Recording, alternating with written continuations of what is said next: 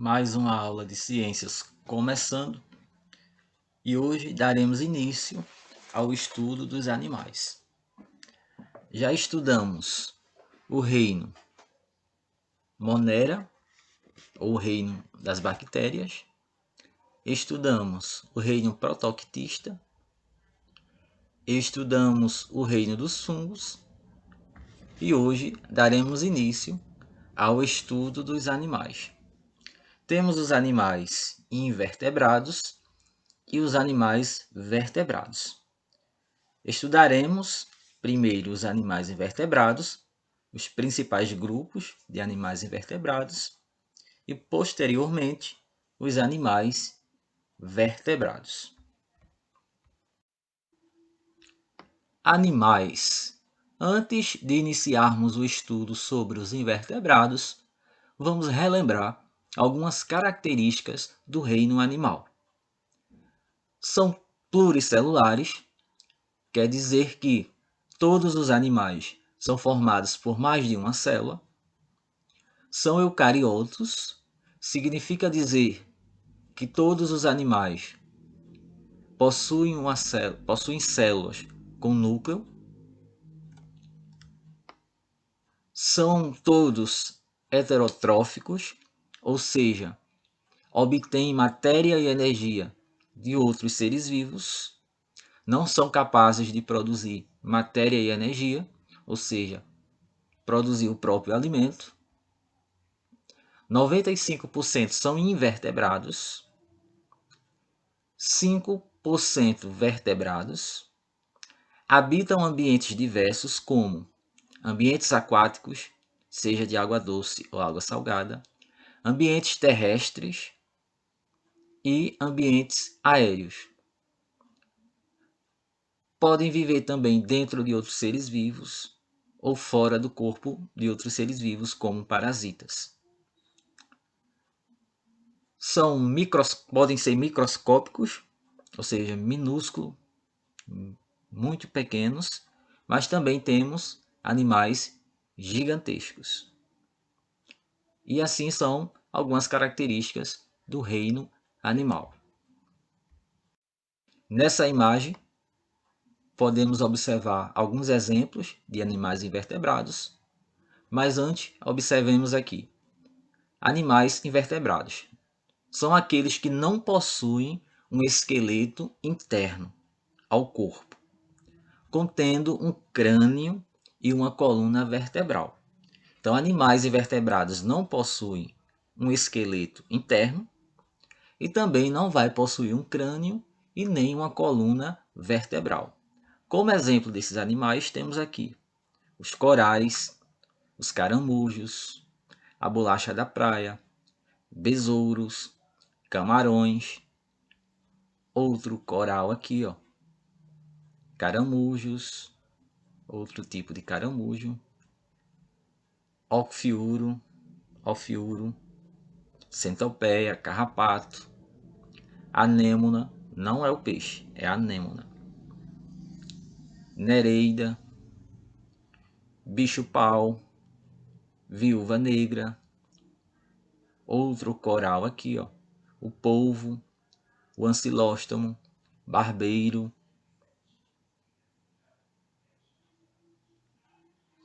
tandígrado, anêmona, lesma, estrela do mar, gafanhoto e escorpião amarelo.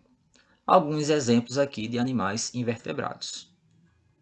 Lembrando que eles não possuem um esqueleto interno e também não vai possuir um crânio e nem a coluna vertebral. O nosso primeiro grupo de invertebrados são os poríferos.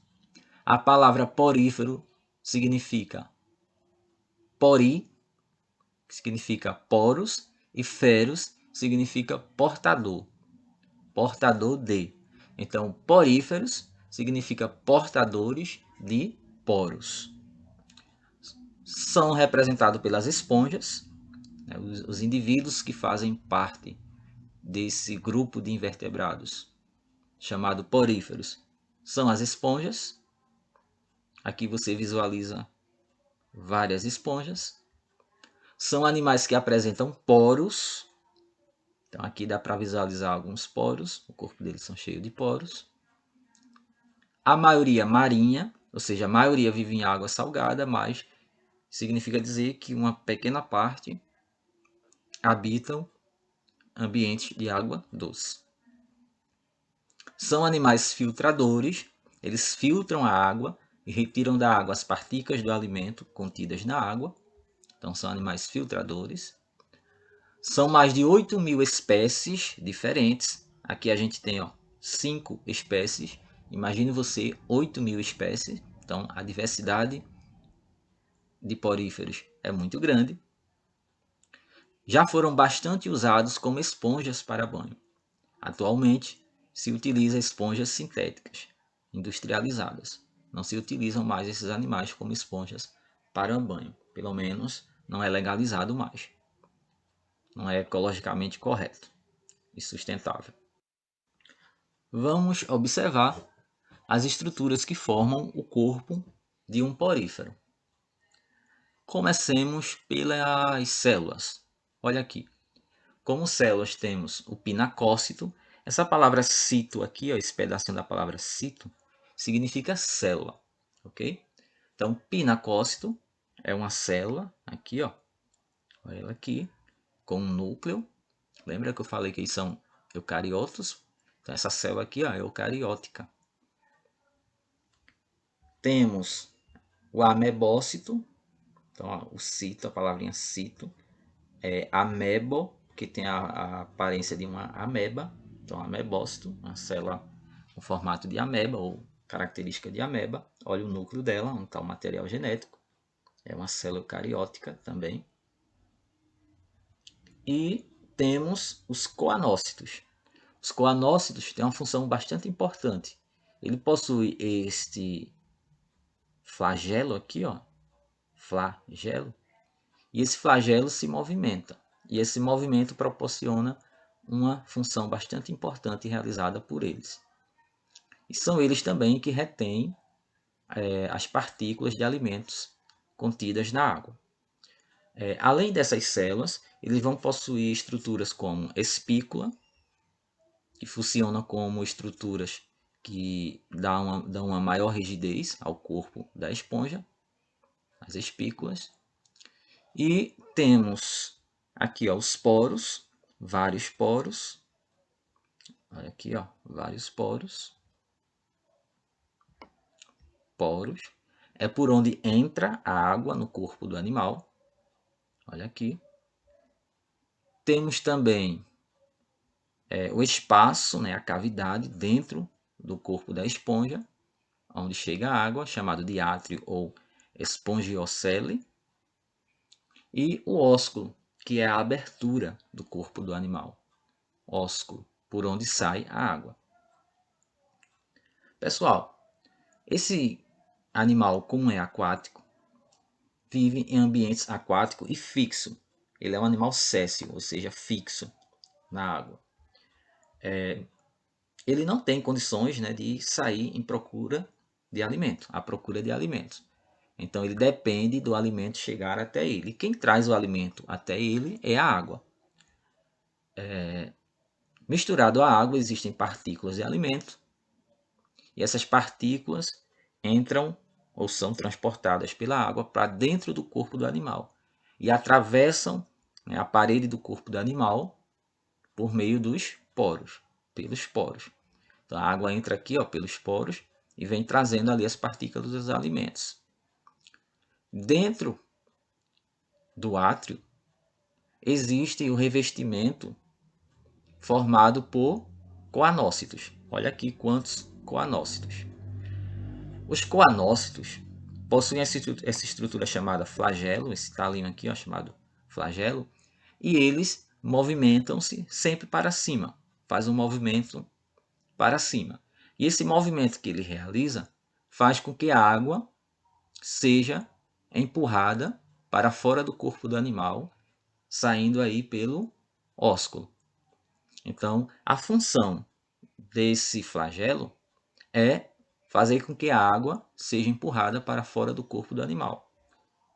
Saindo essa água do corpo do animal pelo ósculo, é claro que vai entrar mais, vai sobrar espaço para entrar mais água. E assim a água fica sendo passada, né, por dentro do corpo do animal o tempo todo. E as partículas de alimentos são retidas pelos coanócitos. E o animal vai utilizar ali aquelas partículas de alimento como fonte de energia e matéria para produzir o quê? Produzir novas células, para se reproduzir, para respirar e realizar todas as suas tarefas que garantem a sua sobrevivência. Então, essas outras células também têm outras funções, mas não estaremos falando sobre essas funções agora. Por enquanto, iremos falar apenas dos coanócitos, que são eles que movimentam a água dentro do átrio e também retém as partículas alimentares contidas ali na água. Então, só relembrando aqui o caminho da água. Entra pelo poro, chega no átrio e sai pelo ósculo. Outro grupo de invertebrados que iremos estudar hoje é o grupo dos quinidários. São aquáticos, a maioria marinhos, então a maioria vive nos oceanos. Possuem tentáculos, olha aqui os tentáculos da anêmona, da água-viva, do coral e da caravela. Possuem tentáculos com estruturas com um líquido tóxico. Então, nesses tentáculos existem estruturas que possuem uma substância tóxica e essa substância tóxica é injetado dentro do corpo da presa, paralisando ela para que elas possam se alimentar daquela presa. São mais de 11.000 espécies conhecidas, então um número maior do que os poríferos. Alguns são sésseis, ou seja, fixos. A palavra céssio significa fixos, presos a um substrato. Outros flutuantes, como é o caso aqui da caravela, das caravelas, flutuam na água. E outros nadam, como é o caso da água-viva. São as anêmonas do mar, os corais e as águas-vivas. São exemplos de animais que fazem parte do grupo dos quinidários. A palavra quinidários, então a palavra quinido, significa urtiga. Urtiga, tá certo? Tem a característica de queimar, de ser uma substância que paralisa, que queima quem entrar em contato com ela.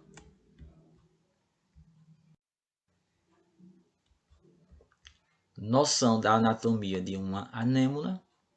Então vamos aqui, Aqui a gente tem a abertura oral, por onde entram as presas capturadas e saem os restos não digeridos.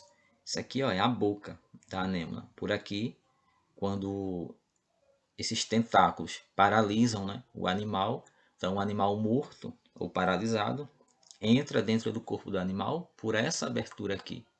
E também os restos, as fezes, né, os alimentos não digeridos ou não aproveitados na digestão, saem também por essa abertura.